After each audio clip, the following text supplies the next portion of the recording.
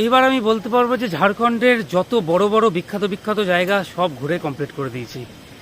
আমার চ্যানেলে শুধু ঘাটশিলা দিকের ভিডিওটা নেই, বাকি ঝাড়খণ্ডের সমস্ত জায়গার ভিডিও আছে।